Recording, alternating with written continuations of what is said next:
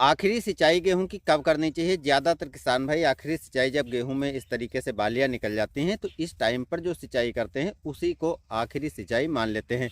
जबकि किसान भाइयों, अगर आप इस सिंचाई को आखिरी सिंचाई मान लेते हो तो आपके गेहूं की फसल से 5 से 10% पैदावार कम मिलने वाली है।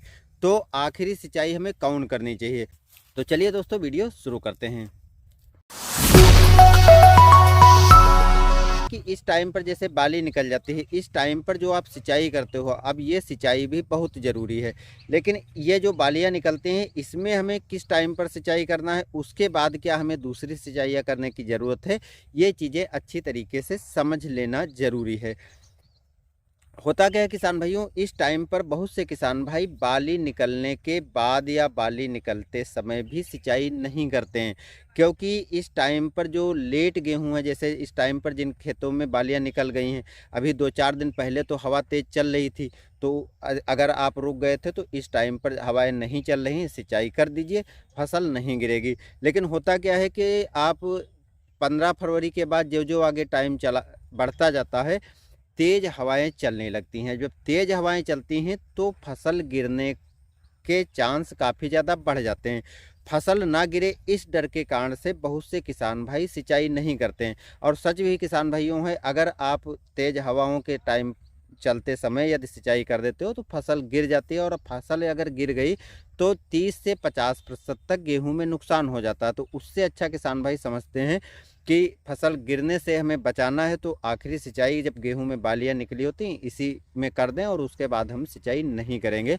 और जब सिंचाई नहीं करते हैं तब भी अच्छा खासा उत्पादन मिल जाता है, लेकिन जो उत्पादन वाकई में आपके खेत से मिलना चाहिए था वो लास्ट की सिंचाई ना करने के कारण जो है 5 से 10% तक कम मिलता है। लेकिन अगर आप तेज़ हवाएं चलते टाइम पर सिंचाई कर दो तो 40 से 50% तक भी नुकसान हो जाता है। तो यही अच्छा समझते हैं कि अब लास्ट में हम ये सिंचाई कर दिया, इसके बाद सिंचाई नहीं करना है। लेकिन किसान भाइयों, जो आखिरी सिंचाइयाँ आपको करनी है वो एक सही तरीका अपनाना चाहिए। अगर आप सही तरीका अपनाते हो तो लास्ट की सिंचाइयाँ आप कर सकते हो, और 5 से 10% जो पैदावार आपको कम मिलने वाली थी वो आप बढ़ा सकते हो। करना क्या है कि जैसे इस टाइम पर जैसे ये बालियाँ निकली हैं, तो अगर आपके खेत में बालियाँ निकल चुकी हैं, पूरी बालियाँ खेत में निकल चुकी हैं, तो आपने देखा होगा कि इसमें फूल की अवस्था होती है। जो फूल की अवस्था होती है इस टाइम पर आपको सिंचाई कर देनी चाहिए।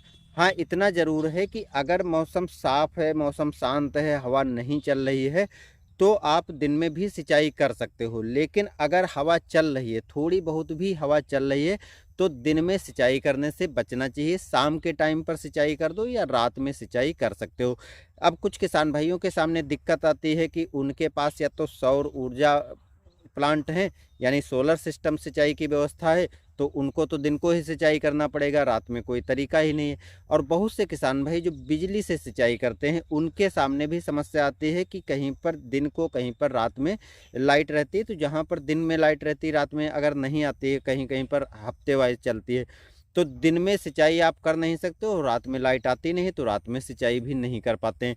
तो कुछ ऐसी परेशानियां होती हैं। तो ऐसी स्थिति में किसान भाइयों आपको क्या करना चाहिए कि 2-3-4 दिन का आप इंतज़ार कर लीजिए। जैसे बाली निकल चुकी हैं तो 4-5 दिन आप इंतज़ार कर लीजिए। जब या तो दिन की लाइट मिले, तो हवा यदि नहीं चल रही है तो आप सिंचाई कर दो, और या तो सौर ऊर्जा सिस्टम यदि सिंचाई का लगा हुआ है तो जब हवाएं नहीं चल रही हो तो उस टाइम पर आप सिंचाई कर दीजिए। जब हवा ना चल रही हो उस टाइम पर सिंचाई कर दोगे तो आपकी फसल जो है गिरने से बच जाएगी। नहीं तो आप के पास यदि बिजली की व्यवस्था है और रात में लाइट आती है तो रात में सिंचाई करो। दिन में अगर लाइट आती है तो इस बात का ध्यान रख करके आपको जो ये सिंचाई और आगे आने वाली जो सिंचाइयाँ हैं वो आपको कर देनी है। तो सिंचाई की जो गिरने की फसल की समस्या है तो दूर हो गई, लेकिन आखिरी सिंचाई हमें कौन सी करनी चाहिए? जब इस टाइम पर बाली निकल जाती है और फूल बनना चालू होता, तो ये टाइम अमूमन जो वैरायटियाँ होती हैं वो 80 से लगा करके 95 दिन के बीच में खेत में बाली आसानी से निकल जाती हैं।